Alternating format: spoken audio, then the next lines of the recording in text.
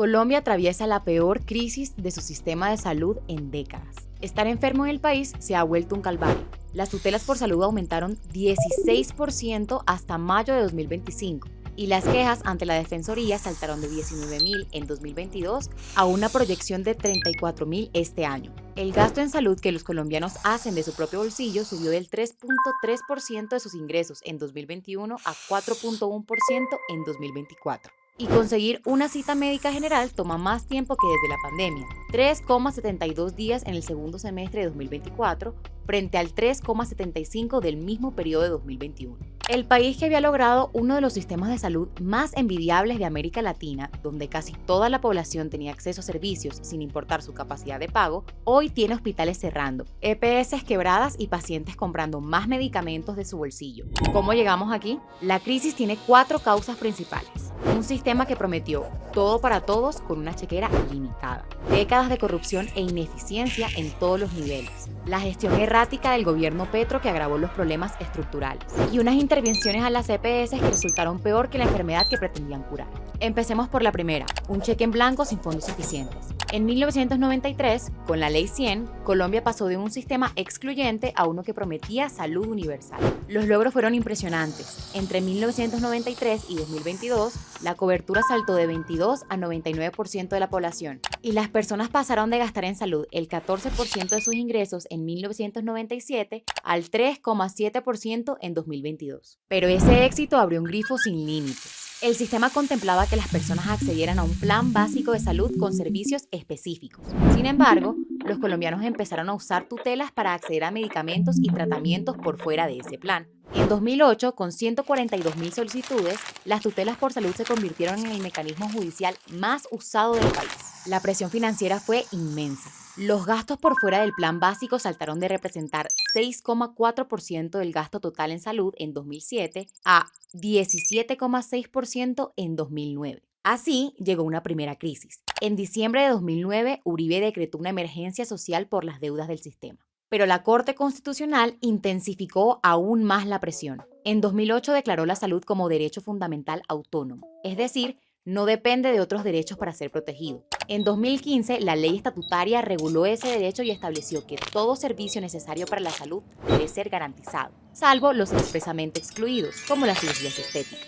Y los médicos lograron autonomía para prescribir servicios por fuera del plan básico mediante la plataforma MIPRES. Se está interpretando la ley estatutaria como un cheque en blanco donde el sistema puede financiar cualquier cosa, explica Paul Rodríguez, profesor de la Universidad del Rosario. Por ejemplo, en 2009, el Estado pagó aproximadamente $11 millones por Ceresim, un medicamento para el síndrome de Gaucher que en 2008 apenas padecían 84 colombianos. Un estudio del Banco de la República proyecta que el sistema podría necesitar recursos adicionales equivalentes al 1,9% del PIB en 2030.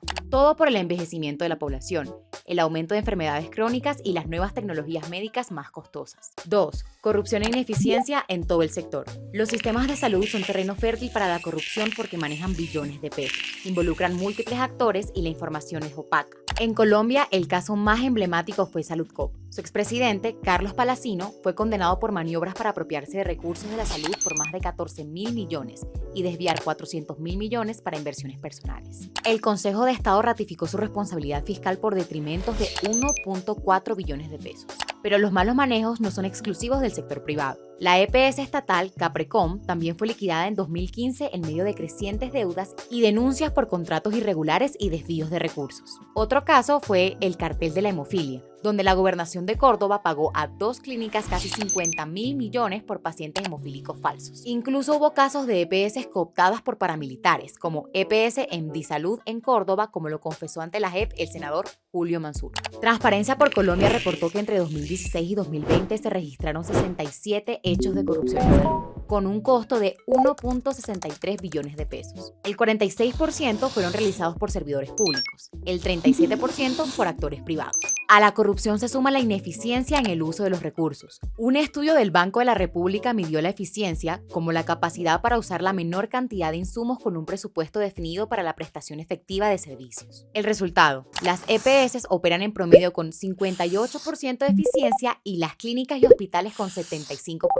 Una de cada 5 EPS funciona por debajo del 40% de eficiencia. Como reflejo de esa gestión ineficaz, desde la Ley 100, el número de EPS ha pasado de más de 150 a cerca de 30 actualmente. Según el DANE, la salud es el sector donde las personas más perciben los casos más graves de corrupción. 42% de los colombianos creen que en el sector de la salud es donde más corrupción hay, en comparación con el 28% que cree que es en el sector de la justicia. Esta frustración ha alimentado dos bandos. Uno que culpa a la Ley 100 por delegar la administración en las EPS que se roban la plata y otro que considera que la corrupción existe, pero no es la causa principal de la crisis.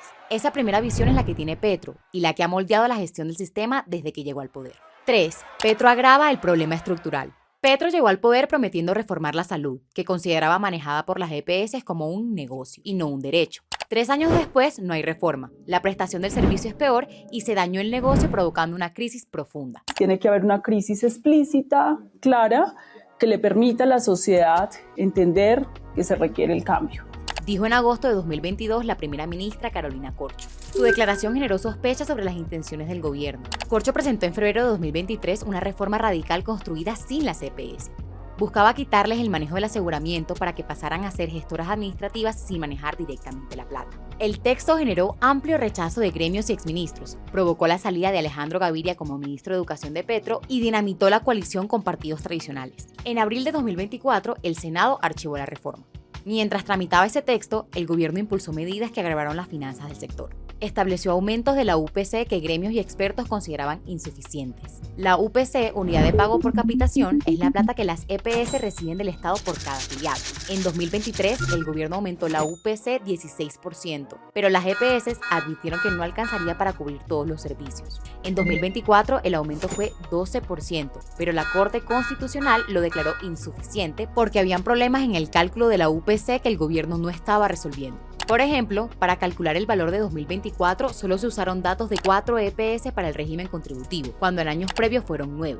La razón del ministerio fue que los datos de las EPS no tenían buena calidad, pero la Corte dijo que garantizar que lo sean es responsabilidad del gobierno. Además, porque no se hicieron los ajustes necesarios para financiar nuevos medicamentos y procedimientos que se incluyeron al plan básico en 2022 durante el gobierno Duque. En 2025 la situación empeoró. El aumento fue apenas de 5,36% para cubrir 5,2% de inflación. El gobierno dijo que los datos que habían entregado las EPS eran de mala calidad, lo que impedía hacer un cálculo. Pero como reveló La Silla, el Minsalud ignoró el estudio de su equipo interno, que recomendó un aumento de entre el 10 y el 14%, y luego los echó. El problema se agrava porque la UPC se calcula con la inflación proyectada, que se ha quedado corta. En 2022 proyectaron que los precios subirían un 3,7%, pero la inflación final fue de 13,1%. En 2023 proyectaron 7,1%, pero fue de 9,2%. Diversos estudios muestran que la UPC es insuficiente. Una de las razones es que después de la pandemia hubo un aumento en el uso de servicios y las secuelas del COVID en la población.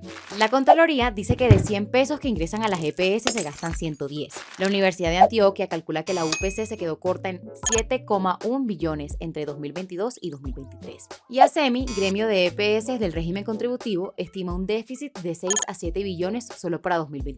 La Corte ordenó una mesa técnica para recalcular la UPC, pero el Minsalud presentó varios recursos judiciales para negarse a establecerla. Cuando la Corte los rechazó, el ministerio creó las mesas, pero con una convocatoria limitada y sin las garantías para revisar la suficiencia de la UPC. Por eso, la Corte la suspendió. Hoy se reiniciaron, pero asistentes continúan con dudas sobre si realmente se ajustará la UPC. El gobierno también tuvo retrasos para pagar los presupuestos máximos, un mecanismo para pagar medicamentos por fuera del plan básico. Así lo concluyó también la Corte Constitucional, que declaró que el Minhacienda no había girado 819 mil millones de los presupuestos máximos de 2022, a pesar de que el Consejo Superior de Política Fiscal, CONFIS, lo autorizó desde diciembre de 2023. Hasta que la Corte dio el ultimátum, el gobierno cumplió este año los pagos. Mientras tanto, las deudas de las EPS siguen creciendo. La Asociación de Hospitales calcula una deuda de 15,3 billones de las EPS a más de 200 clínicas y hospitales. Y la situación financiera de las EPS ha empeorado. Mientras en 2016, 9 de 18 EPS cumplían condiciones financieras,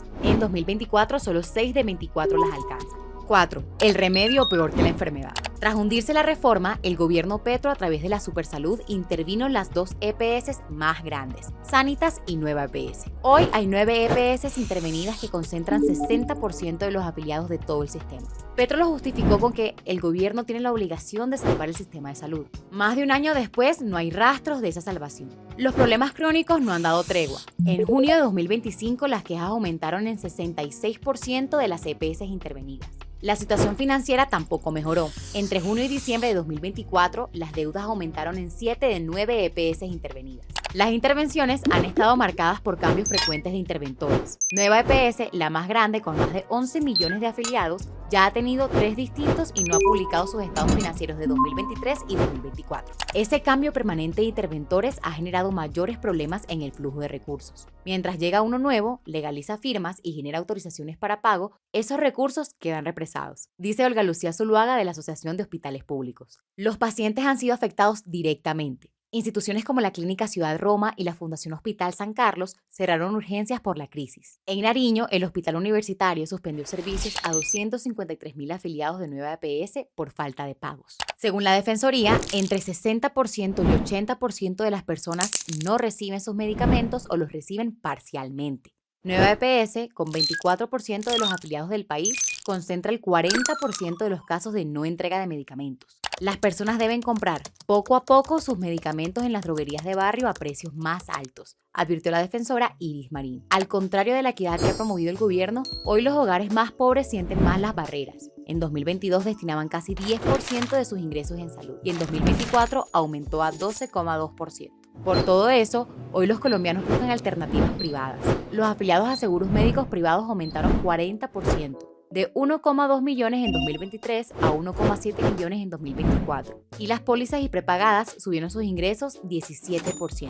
El próximo presidente heredará un sistema de salud en terapia intensiva, que requerirá decisiones difíciles y recursos billonarios. Deberá implementar un plan de choque que inyecte recursos en el corto plazo, pero también enfrentar el reto estructural más grande: atender las presiones latentes del sistema por una población cada vez más vieja, más enferma y que requiere medicamentos y tratamientos más caros. Se estima que para 2030 el gasto público en salud ascenderá a 7,3% del PIB versus 5,6% actual. La pregunta incómoda que tendrá que responder es qué puede cubrir realmente el sistema con los recursos disponibles. Porque, como dijo el exministro Fernando Ruiz, a los colombianos nos tocará ceder para que el sistema mantenga una viabilidad a futuro.